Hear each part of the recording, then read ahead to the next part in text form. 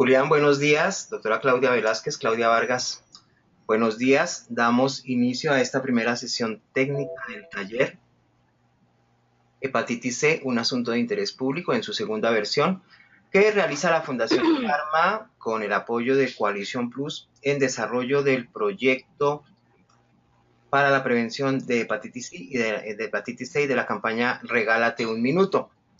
La doctora Claudia Velázquez es quien va a conducir la sesión de hoy y nos va a compartir la información sobre las hepatitis virales. Doctora Claudia, buenos días. Usted haga uso de la palabra. Buenos días, tengan todos. Reciban un cordial saludo de acá de la calurosa, pero siempre amable Cartagena.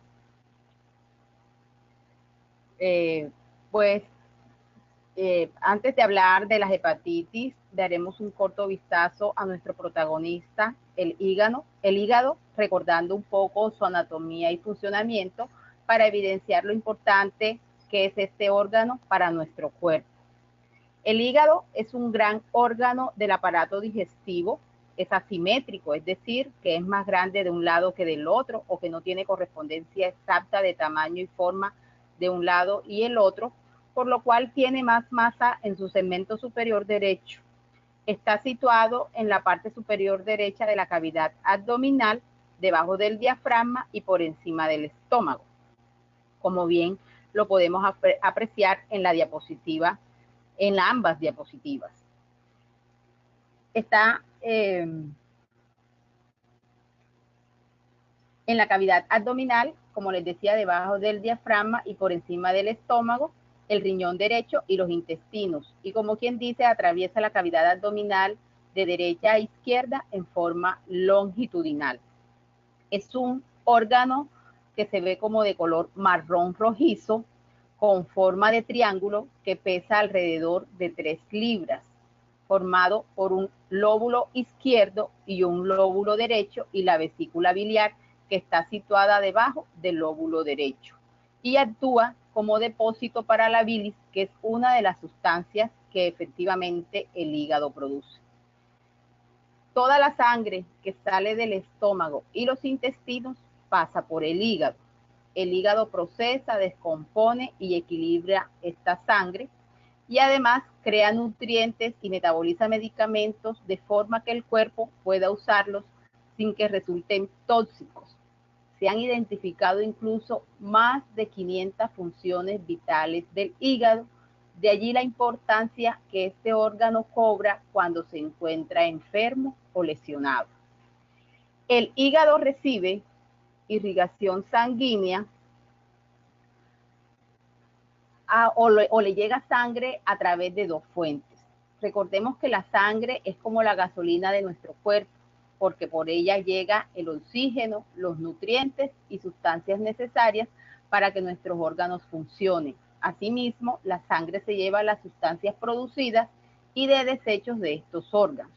Como les decía, al hígado le llega sangre a través de 2 fuentes. La arteria hepática, pasemos la siguiente diapositiva, por favor.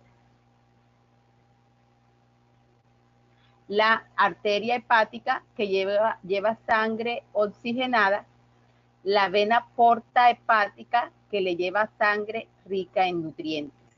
La sangre oxigenada fluye hacia el hígado a través de la arteria hepática y la sangre rica en nutrientes llega al hígado desde los intestinos a través de la vena porta hepática. Si lo miramos más de cerca, siguiente diapositiva, el hígado está formado a nivel microscópico por lobulillos, donde se encuentran los vasos sanguíneos, conductos y cordones intercalados de células hepáticas, los hepatocitos, que actúan como zona de intercambio sanguíneo de nutrientes y otras sustancias. El hígado contiene aproximadamente una pinta de la sangre total del cuerpo en todo momento. Estamos hablando más o menos de un 13%. Los 2 lóbulos principales están formados cada uno por 8 segmentos que contienen miles de lóbulos. Estos lóbulos o lobulillos se conectan con pequeños conductos o tubos que a su vez se conectan con conductos más grandes y conforman el conducto hepático común, el cual transporta la bilis producida por las células hepáticas hacia la vesícula biliar y el duodeno. La primera parte del intestino delgado, a través del conducto biliar común. La bilis es un líquido claro amarillo o naranja que ayuda a descomponer los alimentos que nosotros consumimos. A nivel anatómico, lo divide en dos partes lo que se llama el ligamento falciforme, un lóbulo derecho y un lóbulo izquierdo. Trabaja en conjunto con la vesícula biliar, que se sitúa en el lado derecho, y tanto la propia vesícula como el hígado se comunican con el intestino por medio del conducto biliar común. Las funciones del hígado específicamente son de desintoxicación, de síntesis y de almacenamiento. Entonces, el hígado desintoxica, ya que actúa como un auténtico filtro que recoge y elimina numerosas toxinas. Puede tratarse de toxinas presentes en forma natural en los desechos producidos por nuestro organismo, como el amoníaco, o de toxinas que ingerimos, como el alcohol. En cuanto a esta función depurativa o de desintoxicación, el hígado capta las toxinas de la sangre, como los derivados nitrogenados procedentes de la destrucción muscular y las proteínas, y los convierte en sustancias inofensivas. Elimina también ciertas bacterias de la sangre y los glóbulos blancos y rojos que ya no realizan correctamente su función.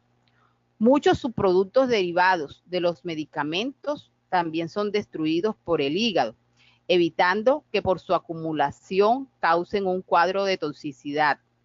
El alcohol también es un tóxico común que pasa por el filtro del hígado, por eso se ve afectado y enferma cuando se ha de depurar cantidades elevadas a diario.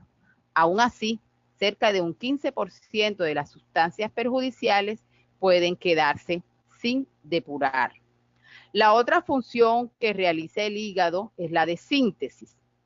Nuestro hígado se encarga del metabolismo de los carbohidratos, lípidos, proteínas, secretando la bilis, elemento esencial para nuestra digestión.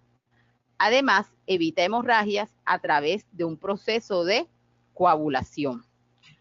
Como órgano sintetizador, el hígado interviene en el metabolismo de los glúcidos o azúcares, de lípidos o grasas como el colesterol o los triglicéridos, y de proteínas como la albúmina, e interviene en la producción de los factores de coagulación para evitar hemorragias.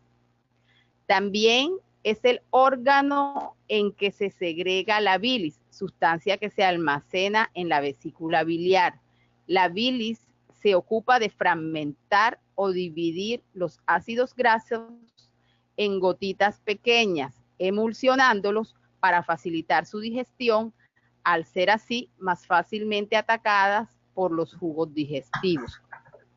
A nivel microscópico, el hígado se compone de unidades que funcionan individualmente denominadas lóbulos, donde podemos encontrar vasos sanguíneos, canales y cordones intercalados por células hepáticas que actúan como zonas de intercambio, y allí se intercambian las sustancias sintetizadas. En su función de almacenamiento, el hígado es un contenedor de vitamina A, D, E y K, y de glucógeno, que no es otra cosa que hidratos de carbono. Se almacena energía en forma de azúcar, se pone a disposición de nuestro organismo cuando nuestra sangre tiene exceso de glucosa. Esta se convierte en glucógeno que se guarda en el hígado para cuando haya una nueva variación de la glicemia o de la glucosa en sangre, sobre todo cuando esta tiene tendencia a la baja, momento en el que será liberado glucógeno al torrente sanguíneo para restablecer sus niveles energéticos.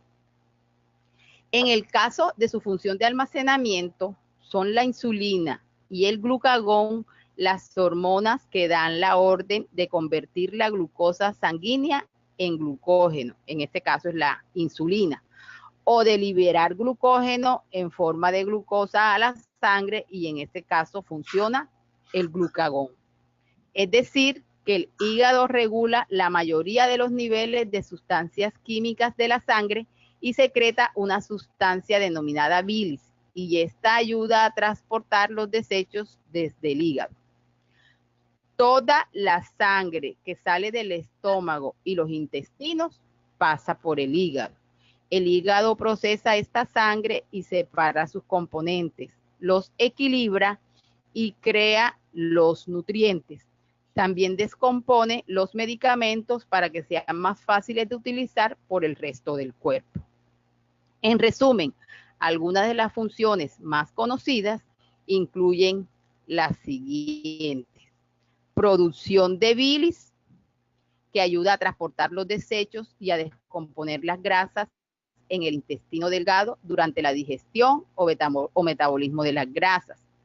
Produce ciertas proteínas para el plasma sanguíneo, produce colesterol y proteínas especiales para ayudar a transportar las grasas por todo el cuerpo, convierte el exceso de glucosa en glucógeno de almacenamiento. Este glucógeno más tarde se puede convertir nuevamente en glucosa para la obtención de energía. Equilibra y produce glucosa según sea necesario. Regula niveles de aminoácidos en la sangre. Procesa la hemoglobina para la distribución de su contenido de hierro. El hígado también almacena hierro.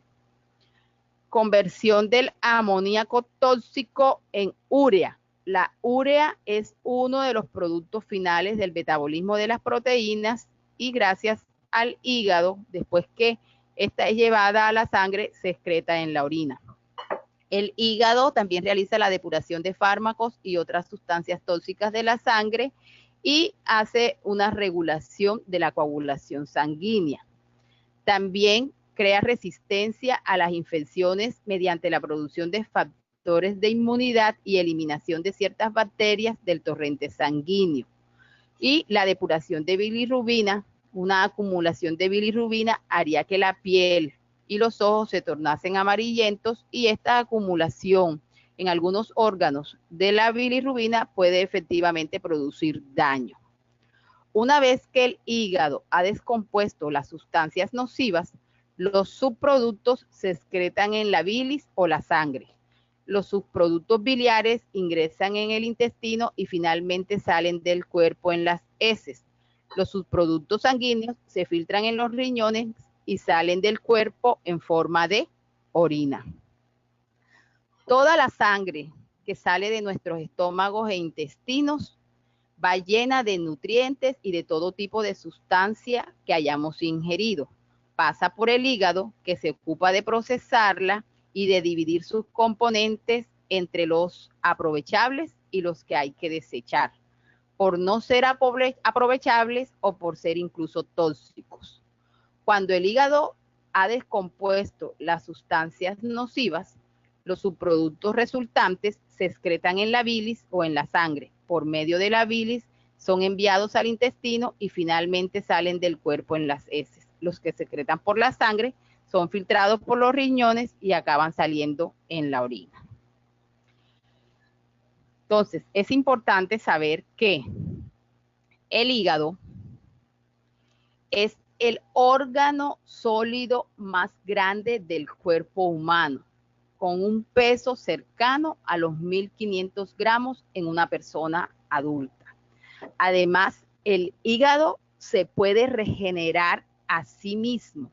Gracias a esa extraordinaria capacidad, podemos donar parte de nuestro hígado y el resto se irá recuperando con el tiempo hasta quedar tal cual estaba antes de la donación.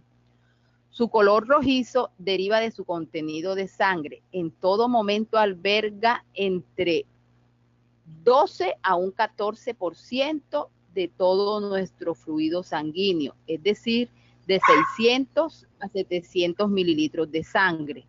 De allí que una herida en el hígado traumática suele conllevar a hemorragias masivas.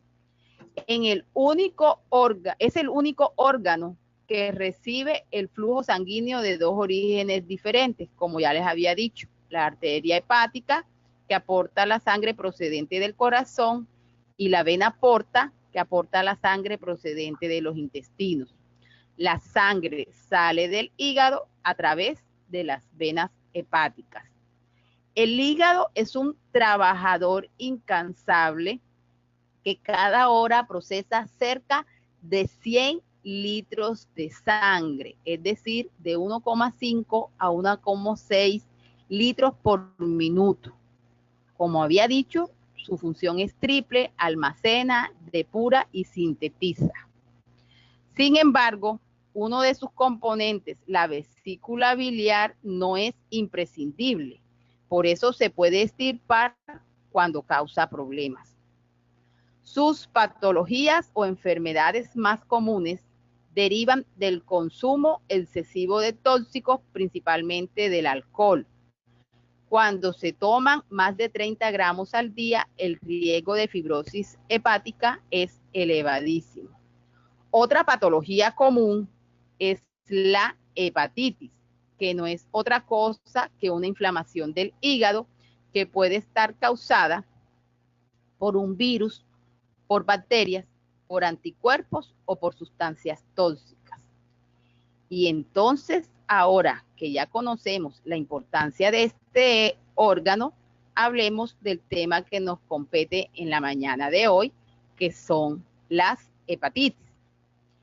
Hepatitis significa inflamación del hígado, que como sabemos es un órgano vital que procesa los nutrientes, ejerce una función desintoxicante y sintetiza proteínas y almacena algunas sustancias, por lo cual cuando el hígado está inflamado o dañado, sus funciones pueden verse afectadas.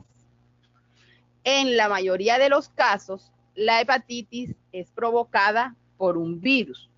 En otros casos, el consumo excesivo de alcohol, las toxinas, algunos medicamentos y determinadas afecciones médicas autoinmunes también pueden causar hepatitis. Pasemos la siguiente diapositiva, por favor.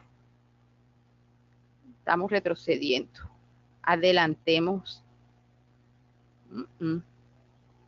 Allí.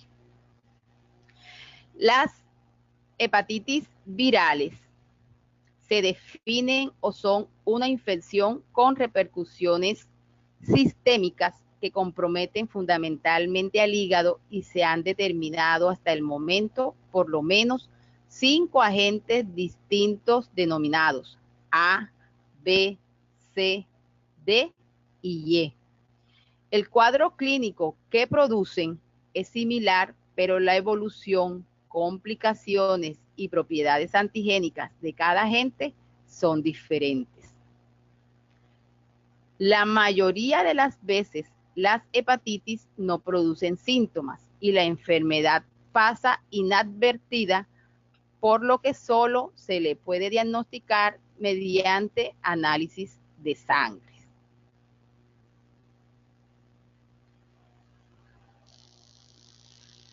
Tanto la hepatitis A como la hepatitis B tienen una vacuna. No existe vacuna contra la hepatitis C, pero podemos prevenirla si no compartimos agujas, jeringas o elementos cortopunzantes con otras personas, exigiendo el uso de materiales desechables o descartables esterilizados al hacernos tatuajes, piercing o implantes, y si usamos preservativo o condón desde el comienzo de todas nuestras relaciones sexuales. Pasemos la siguiente diapositiva.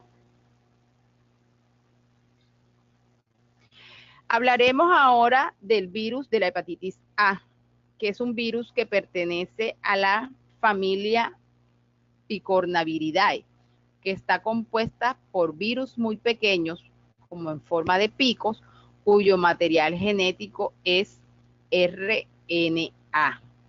El virus se encuentra en grandes cantidades en las materias fecales de las personas con infección aguda.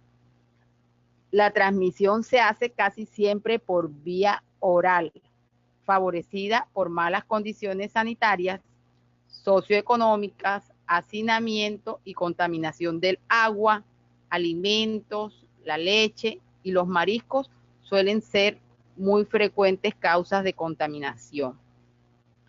La infección es endémica, es decir, que se repite muy frecuentemente en los países en vías de desarrollo. La diseminación ocurre fácilmente en las casas y en centros de cuidado infantil. La eliminación viral y el periodo de contagio duran de 1 a 3 semanas.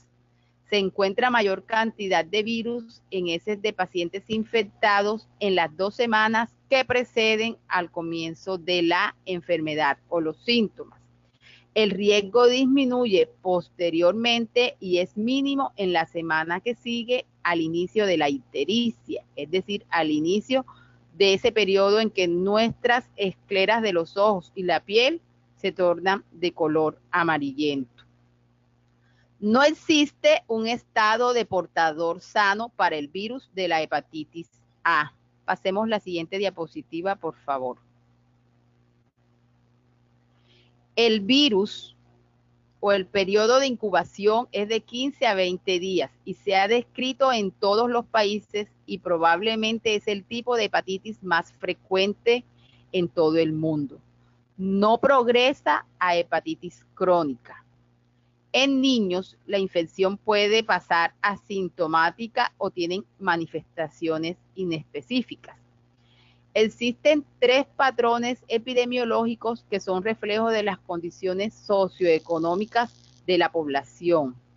El más frecuente en los países en vías de desarrollo es el de una alta prevalencia de anticuerpos entre los adultos jóvenes como reflejo de la infección temprana o de la infección sufrida durante la niñez.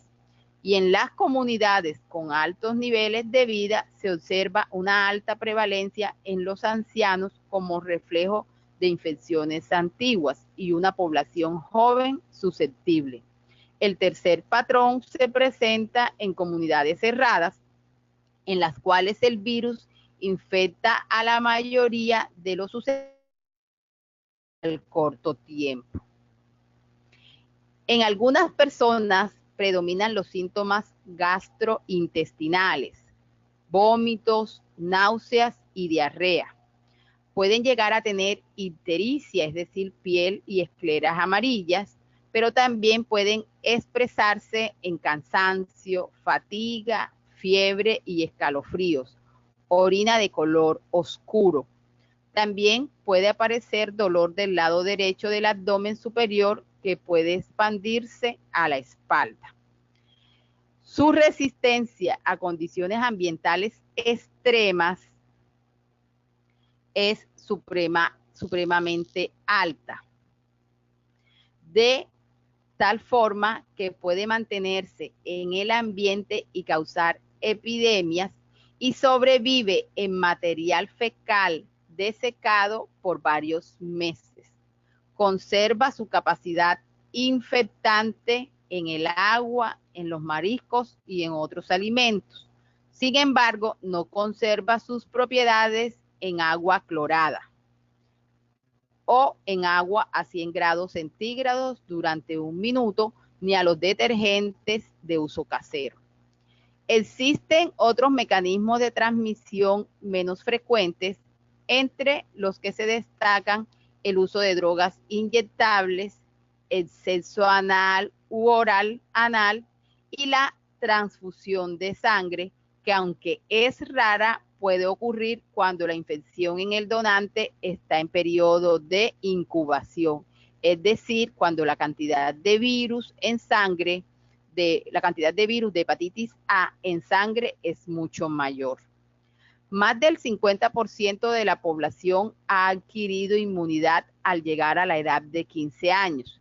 Sin embargo, la prevalencia varía de una región a otra. Por ejemplo, Colombia se considera un país con endemicidad intermedia para el virus de la hepatitis A.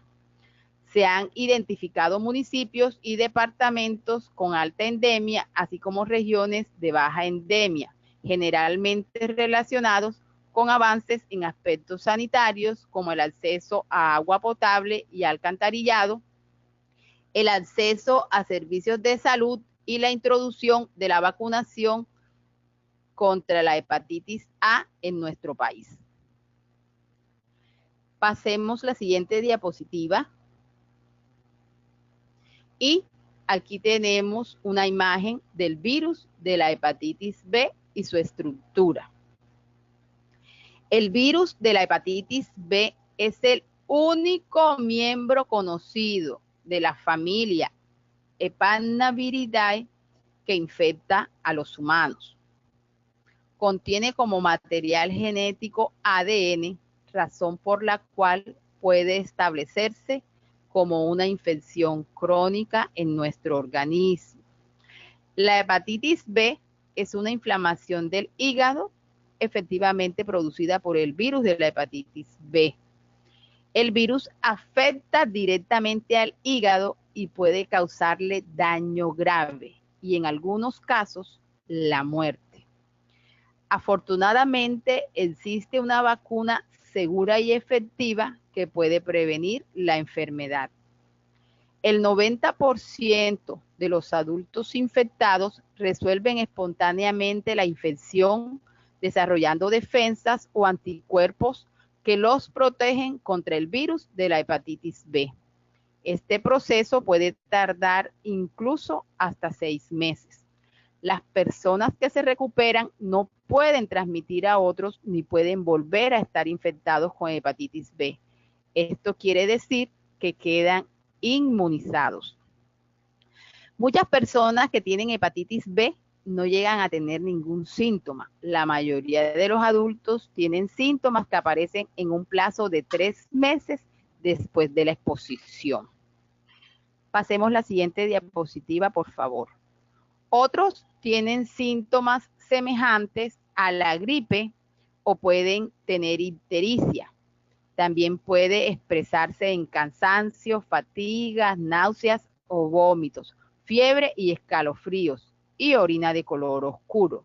También puede aparecer dolor del lado derecho del abdomen superior que puede expandirse a la espalda. Fíjense que les estoy prácticamente diciendo los síntomas de la hepatitis A, porque efectivamente los síntomas son muy parecidos. Muchas personas con hepatitis B crónica no tienen síntomas y no saben que están infectadas. Aunque la persona no tenga síntomas, el virus se puede detectar en su sangre. Los síntomas de la hepatitis B crónica pueden tardar hasta 30 años en aparecer. E incluso el daño al hígado puede ocurrir de manera silenciosa durante este tiempo. Cuando los síntomas aparecen, son similares a la infección aguda y pueden ser un signo de enfermedad avanzada del hígado. Además, con los años, algunas personas con hepatitis B crónica pueden desarrollar cirrosis o cáncer de hígado. Otras deben recurrir e incluso a un trasplante para poder vivir. La hepatitis B se transmite por el contacto con sangre por vía sexual o al compartir agujas, jeringas o elementos cortopunzantes. También una mujer embarazada que está infectada puede transmitirle la hepatitis B a su bebé durante el parto. La hepatitis B no se transmite por medio del agua o la comida, ni tampoco por estornudar, abrazar o toser. Condiciones que sí se presentan en la hepatitis A.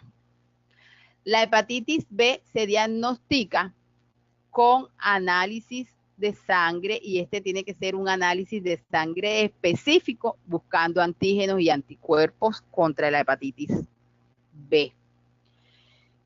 Este no forma parte, o este estudio no forma parte de los estudios de sangre que se solicitan en exámenes médicos regulares. Existe un análisis de sangre que puede determinar si la persona infectada se recuperó completamente de una infección de hepatitis B o si tiene una infección crónica, aunque los que tienen hepatitis B crónica corren un riesgo mayor, como les decía, de desarrollar enfermedades hepáticas a largo plazo. Teniendo en cuenta que las vías de transmisión mencionadas, una persona debe evaluar o hacerse el análisis si estuvo expuesto a alguna de las siguientes situaciones. Si tuvo relaciones sexuales sin preservativo. Si vive con una persona que tiene hepatitis B o hepatitis C, dado que es más frecuente o probable compartir objetos cortopunzantes que pueden aumentar las probabilidades de infección. Si tuvo o tiene alguna infección de transmisión sexual, porque así como se infectó, por ejemplo, de VIH, de sífilis o de gonorrea durante una relación sexual, así también pudo haberse infectado de hepatitis B o hepatitis C.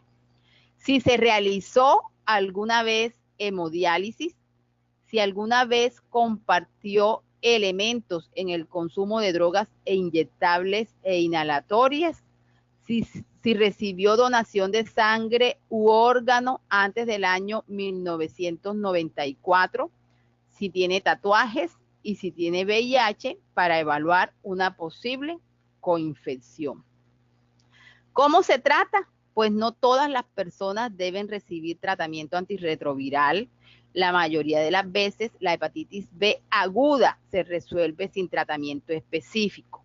Pero si han pasado 6 meses después de haber presentado la infección por hepatitis B, se debe evaluar la condición del paciente y efectivamente para esto sí existe un tratamiento. En general, se recomienda descanso, una nutrición adecuada, líquidos y una estrecha supervisión médica de un especialista para la persona infectada y su familia. Vacunarse es la mejor manera de reducir el riesgo de infectarse por hepatitis B. Hay una vacuna segura y efectiva que se aplica en 3 dosis, forma parte del calendario nacional de vacunación o del programa ampliado de vacunación y desde el año 96 está disponible de forma gratuita para la población menor de 2 años en los centros de vacunación de todo el país. Recordemos que es importante que usemos el preservativo desde el comienzo de todas nuestras relaciones sexuales para prevenir el VIH y otras infecciones de transmisión sexual como la hepatitis B. Además, podemos prevenirlas si no compartimos agujas o elementos cortopunzantes y exigiendo el uso de materiales desechables o esterilizados, al hacernos tatuajes, piercing o implantes. Por último, si estoy embarazada, debo pedirle a mi médico que me haga los estudios necesarios para que detecte si tengo hepatitis B a fin de que tome los lineamientos o precauciones necesarias para evitar que yo se la contagie a mi bebé.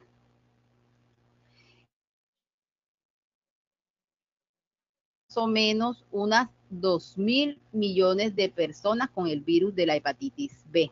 Pasemos la siguiente diapositiva, por favor. La siguiente.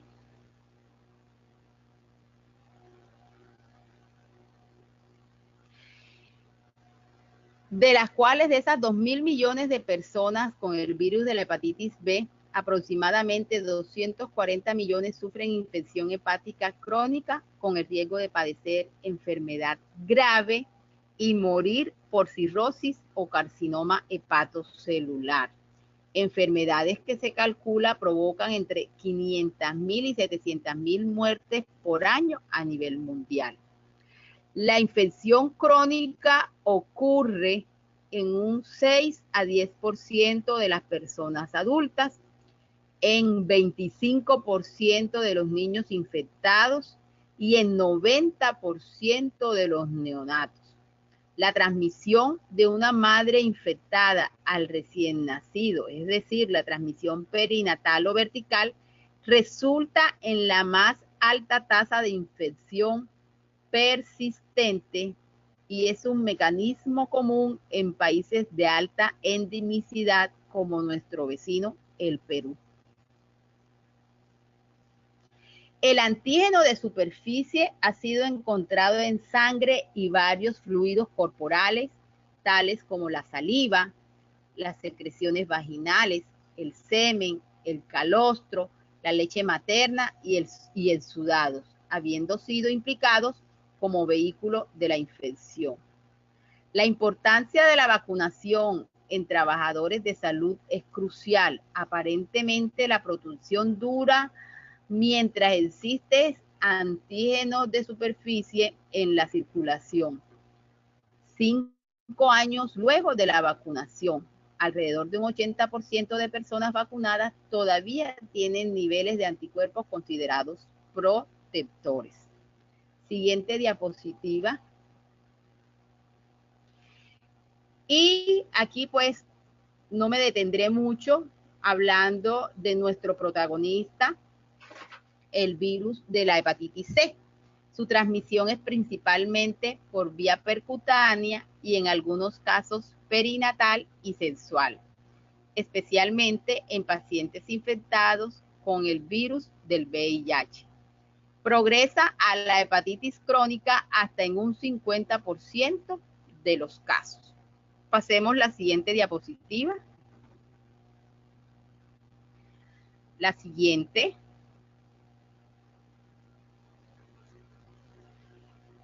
Hablemos ahora del virus de la hepatitis D. Este agente se considera un virus incompleto. Está compuesto por RNA que codifica para unos pocos genes y la cápside del virus de la hepatitis B. Por esta característica se hace indispensable para el establecimiento de la infección por virus de la hepatitis D que la persona ya esté infectada con una hepatitis aguda o crónica con el virus de la hepatitis B. Es decir, que para que tengamos hepatitis D, ya debemos estar infectados con el virus de la hepatitis B. Su distribución es mundial, pero menos frecuente que las anteriores hepatitis. El mecanismo de transmisión es igual al de la hepatitis B, con la cual se asocia. La progresión a hepatitis crónica aparece de manera variable y se presenta de manera fulminante hasta en el 80% de los casos. La infección por virus de la hepatitis D es transmitida por la vía parenteral, por contacto con secreciones o sangre. La transmisión sexual no es tan eficiente como la del virus de la hepatitis B y la transmisión perinatal también es rara. Puede afectar a una persona que ya es portadora del virus de la hepatitis B. Siguiente diapositiva, por favor. Es decir, que puede ser transmitido simultáneamente con este último virus, es decir, que puede afectar a una persona que ya es portadora del virus de la hepatitis B y en este caso hablamos de una superinfección. O puede ser transmitido simultáneamente el virus de la hepatitis B con el virus de la hepatitis D y hablamos de una coinfección.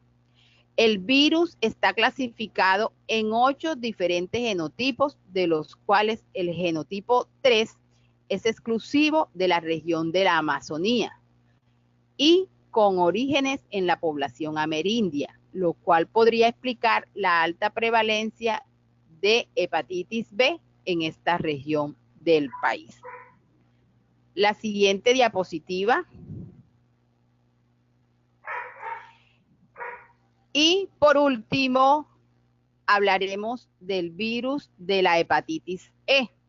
Es esta ahora la menos frecuente de todas las hepatitis, pero se ha identificado en India, en Asia, en África y en Centroamérica. Su transmisión es por vía oral y es más frecuente en adultos jóvenes. Pasemos a la siguiente diapositiva. El virus de la hepatitis E es una causa emergente de infección y cada vez más responsable de un número mayor de brotes, registrándose anualmente cerca de 20 millones de casos de infección por este virus, más de 3 millones de casos agudos y unos 56.600 defunciones relacionadas con esta hepatitis.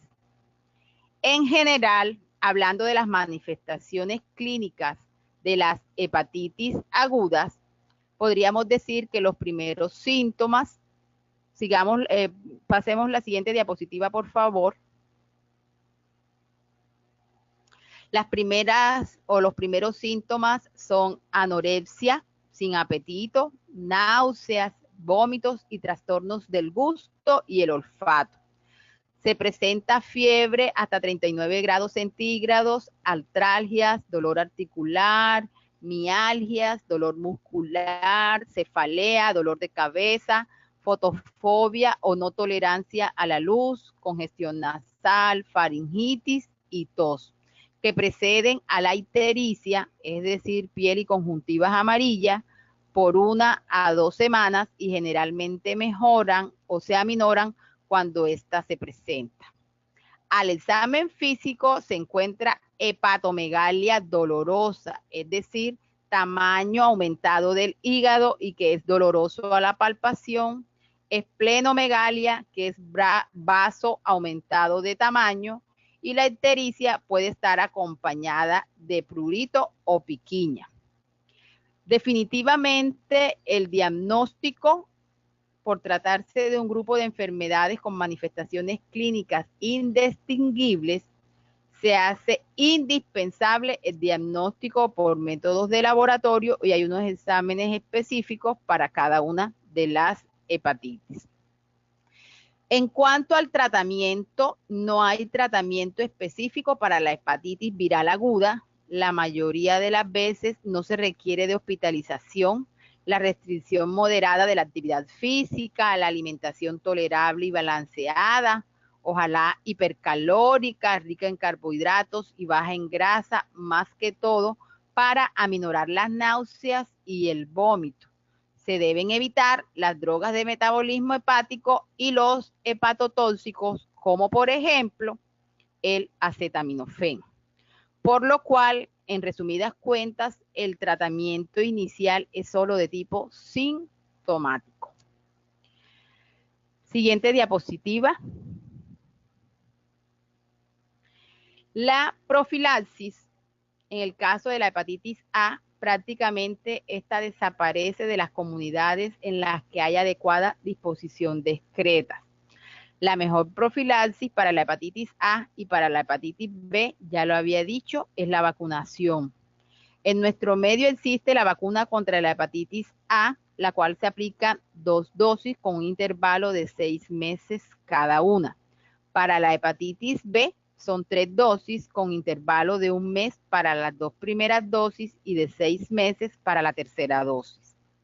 Para las otras hepatitis, la C, la D y la E, la única profilaxis es guardar las precauciones universales para fluidos de origen humano. Para la hepatitis D, la única profilaxis es evitar la hepatitis B, condición indispensable para que ésta se presente. Las hepatitis virales son un problema de salud pública del que no se escapa ningún país. Este problema es acentuado por factores tales como los múltiples serotipos del virus, las diversas vías de transmisión, el limitado acceso a métodos de diagnóstico y tratamiento, entre otros, que pide a los estados dar una respuesta desde la intersectorialidad. Pasemos la siguiente diapositiva. A nivel mundial, Se estima que los virus de la hepatitis B y C son responsables del 57% de los casos de cirrosis hepática, del 78% de los casos de cáncer primario del hígado y del 2,7% de muertes en la población. Asimismo, se calcula que la infección por el virus de la hepatitis B afecta al 5% de portadores de anticuerpos contra el antígeno de superficie de la hepatitis B, siendo más frecuente entre los usuarios de drogas inyectables y hemofílicos. El virus de la hepatitis A es también una causa significativa de morbilidad en el mundo, pues se considera que aproximadamente 212 millones de personas padecen hepatitis A al año, con prevalencias de anticuerpos superiores al 90% en niños a la edad de 10 años en países de bajos recursos. En el año 2010, como resultado de un trabajo de gestión inter y transsectorial de la Alianza Mundial contra las Hepatitis y los grupos de pacientes de todo el mundo, la Asamblea Mundial de la Salud acordó la resolución 63.18 sobre las hepatitis virales. Siguiente diapositiva, por favor. Esta resolución estableció claramente la necesidad de una acción global coordinada con recursos específicos para hacer frente a las hepatitis virales y definió el 28 de julio como el Día Mundial de la Hepatitis. Para facilitar la aplicación de la resolución, la Secretaría de la Organización Mundial de la Salud estableció el Programa Mundial contra las Hepatitis y en julio de 2011 se conmemoró el primer Día Mundial de las Hepatitis. En 2012, la Secretaría publicó un marco para la acción mundial en materia de prevención y control de estas infecciones, en el cual se presentan 4 ejes estratégicos: sensibilización y fomento de las alianzas y movilización de recursos, políticas basadas en evidencia y datos para la acción, prevención de la transmisión y detención, atención y tratamiento. Es decir, esta actividad que estamos realizando en este momento hace parte del eje estratégico de sensibilización para que fomentemos alianzas y comencemos a movilizar recursos para la reducción y posteriormente eliminación de las hepatitis. Siguiente diapositiva. Existe un marco normativo efectivamente bastante amplio. Ahí en la diapositiva pues pueden observar varias de las resoluciones de la Alianza para Reducción de la Hepatitis. Siguiente diapositiva. Y efectivamente, a nivel nacional, nuestra Constitución Política del año 91 establece en el artículo 49 que la atención de la salud y el saneamiento ambiental son servicios públicos a cargo del Estado, donde se garantizan a todas las personas el acceso a los servicios de promoción, protección y recuperación de la salud. La Ley 1438 de 2011, que reforma parcialmente la Ley 100 del año 93 y da un enfoque en atención primaria en salud y define explícitamente que el gobierno nacional será responsable de la política de salud pública y de garantizar la ejecución y resultado de las acciones de promoción de la salud y la prevención de la enfermedad como pilares de la estrategia de atención primaria en salud, para lo cual determinará la prioridad en el uso de los recursos que para este fin administren las entidades territoriales y las entidades promotoras de salud, hoy conocidas como EPS, y el Plan Decenal de Salud Pública.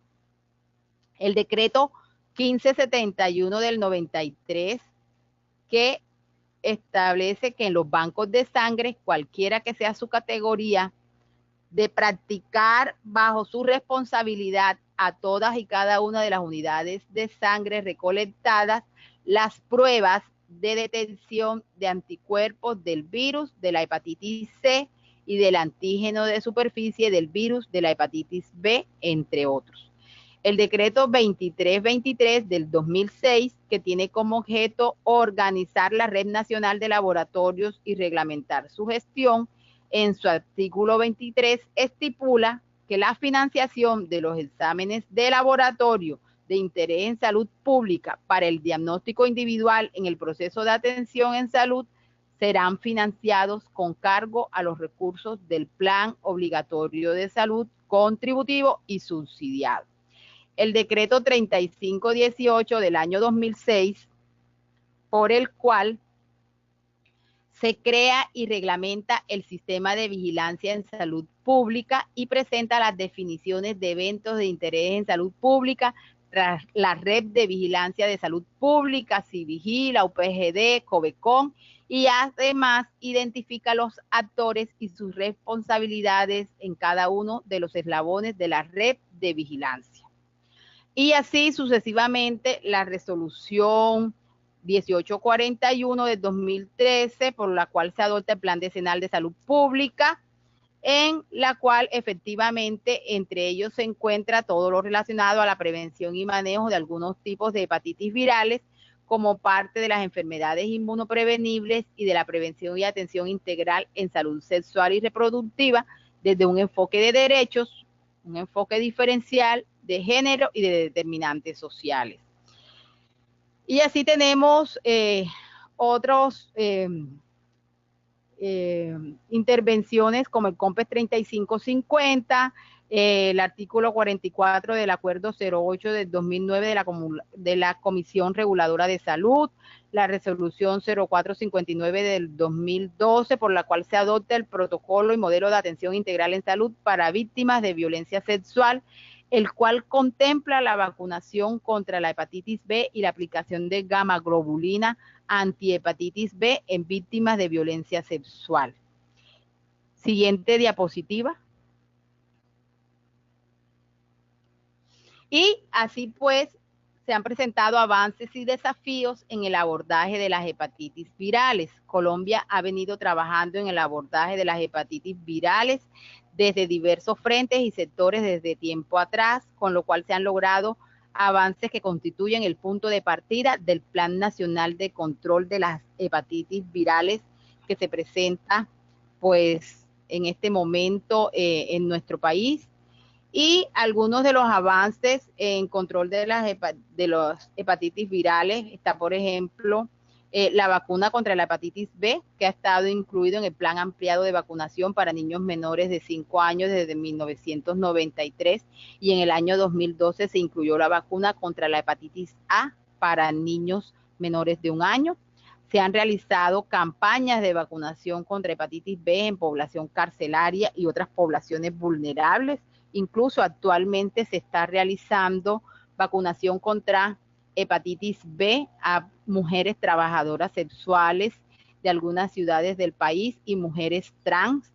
La normatividad colombiana exige que los trabajadores de la salud estén vacunados contra la hepatitis B. El modelo de atención integral en salud para víctimas de violencia contempla, como ya les decía, la vacuna contra la hepatitis B y la aplicación de la gamma globulina, y efectivamente se está realizando tamizaje para hepatitis B y C en todas las unidades de sangre, y en caso de reactividad se debe realizar la confirmación del caso como parte de la estrategia para asegurar componentes sanguíneos seguros y derivar los donantes positivos a los servicios de atención en salud. En cuestión de diagnóstico y atención integral de las hepatitis, desde 2001 se incluyó en los protocolos de atención de gestantes el tamizaje para hepatitis B. Pasemos la siguiente diapositiva, por favor. Y en personas que viven con VIH se recomienda en la Guía Nacional de Atención Integral de VIH-Sida de 2006 el tamizaje para hepatitis B para todas las personas que viven con VIH.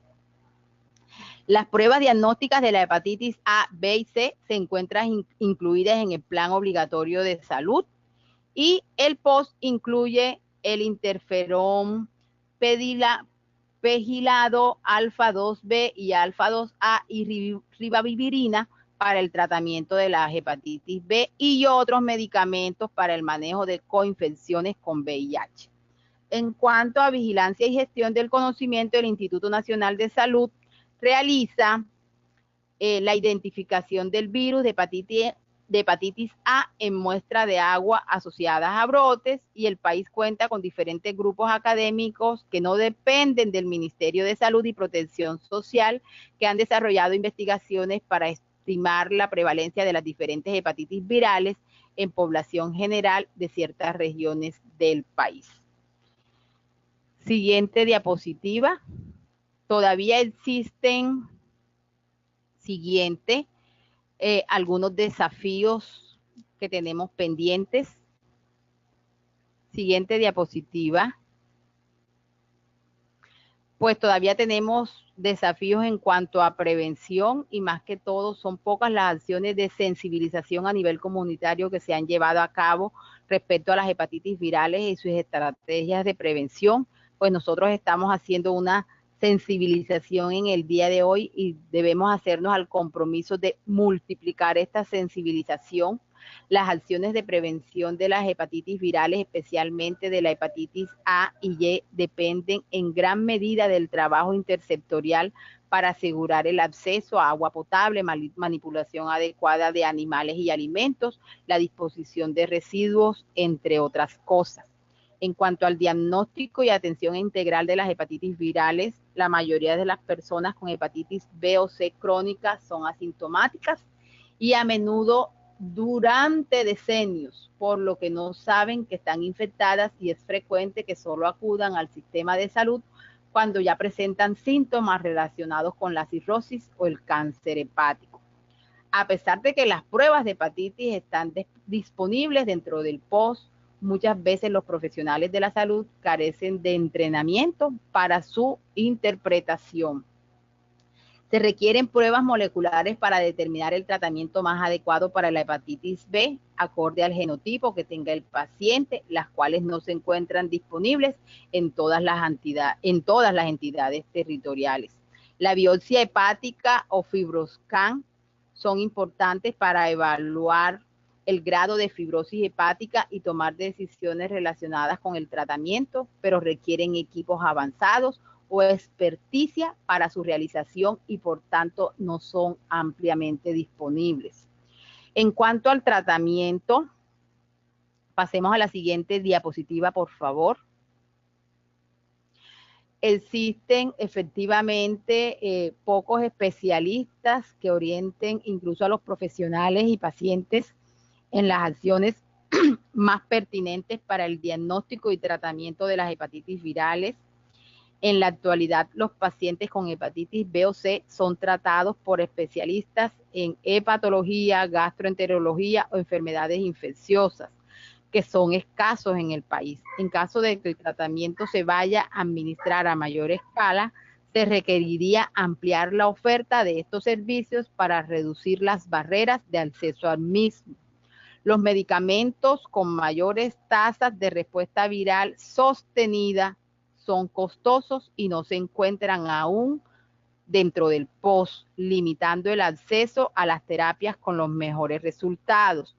Sin embargo, recordemos que hace poco tiempo nuestro país avanzó en el tema del control del costo del tratamiento para la hepatitis C, y ya quien lo necesite lo pide directamente al Ministerio de Salud, es decir, el Ministerio de Salud se lo compra al laboratorio productor a un precio establecido, y la EPS obtiene el medicamento a través de este sistema. Son pocas las organizaciones de la sociedad civil que conocen y trabajan en pro de la atención de los procesos de abogacía para el acceso a los servicios de atención en salud y medicamentos, es decir, pocos los que realizan gestión del conocimiento. Y no se cuentan con líneas de base para el seguimiento de los resultados de las intervenciones en hepatitis virales. tenemos muy poca información en cuanto a conocimientos, actitudes y prácticas para realizar seguimiento a estos casos. Siguiente diapositiva, por favor. Bueno, y hasta aquí he terminado mi presentación. Dudas, quejas, estoy a su disposición.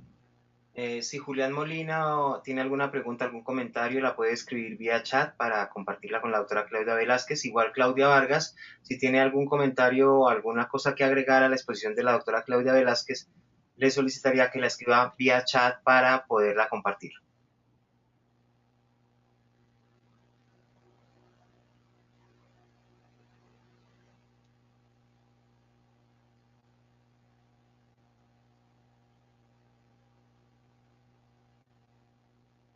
Creo que no hay comentarios, preguntas. Julián, ¿tiene alguna pregunta? Sería que los dormía a todos. No, ahí están vigentes todavía.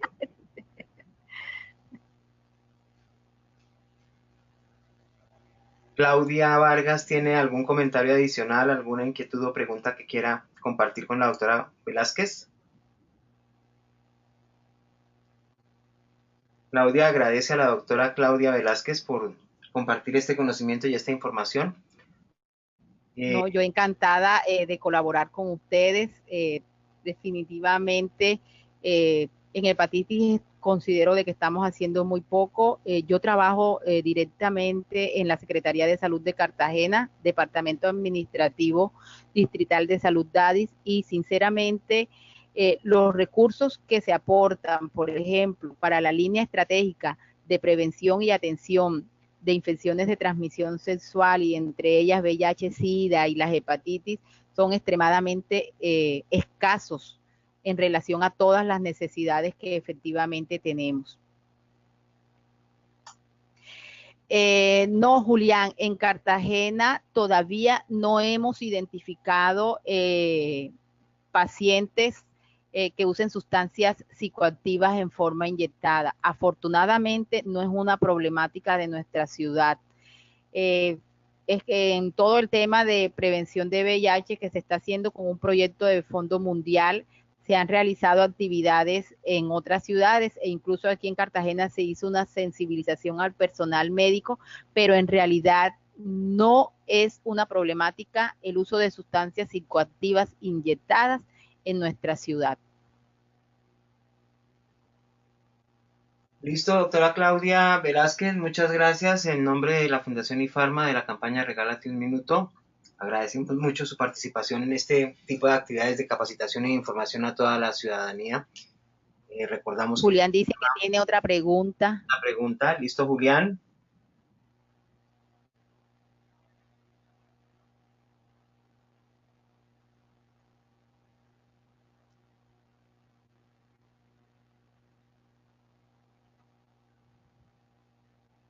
Aló, Julián, estoy al pendiente de tu pregunta.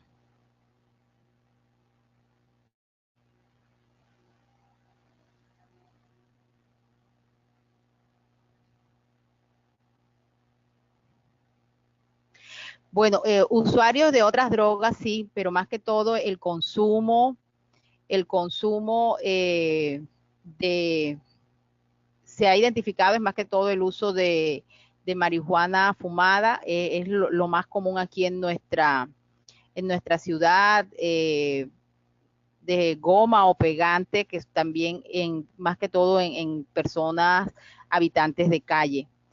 Me preguntabas, hemos hecho campañas de pruebas rápidas para hepatitis C en los últimos 3 años y pues hemos identificado muy pocos casos. Incluso durante el mes de mayo realizamos 1.500 pruebas rápidas de hepatitis C en varias poblaciones vulnerables, población carcelaria, habitantes de calle, hombres que tienen relaciones sexuales con otros hombres, e incluso en población adolescente, juvenil, estudiantil, y de 1.500 pruebas aplicadas, solo encontramos un caso, y no era o sea, encontramos un caso en población carcelaria, y cárcel de mujer, porque en la de hombres aplicamos casi 700 pruebas y en la de hombres no identificamos ningún caso. ¿Alguna otra inquietud, Julián? Ok. Julián, lo invito a que visite nuestra página de la campaña Regálate un Minuto. Le comparto el vínculo por el chat, regalateunminuto.net, donde encuentra bastante información sobre lo que es la hepatitis C, noticias actualizadas de la hepatitis C a nivel Colombia y a nivel mundial, así como los datos generales del proyecto que venimos desarrollando desde la Fundación Pharma. Doctora Claudia Velázquez, muy buen fin de semana, feliz Día del Amor y la Amistad. Gracias por sus conocimientos y por compartirlos en este espacio. Claudia, Gracias a ustedes por muy buen fin de invitarme. semana. También disfrute del Día del Amor y la Amistad donde se encuentra. Y Julián, muchas gracias por estar aquí con nosotros, por participar, por compartir sus inquietudes. Esperamos que replique la información. Recuerde que este es un taller abierto a toda la ciudadanía que quiera aprender sobre hepatitis C. Los puede invitar sin ningún compromiso. Y pues seguimos en contacto. Dentro de 8 días nos veremos para hablar de hepatitis C en una charla que será coordinada y liderada por el doctor Álvaro Pornoy. Buen fin de semana. Gracias. Chao.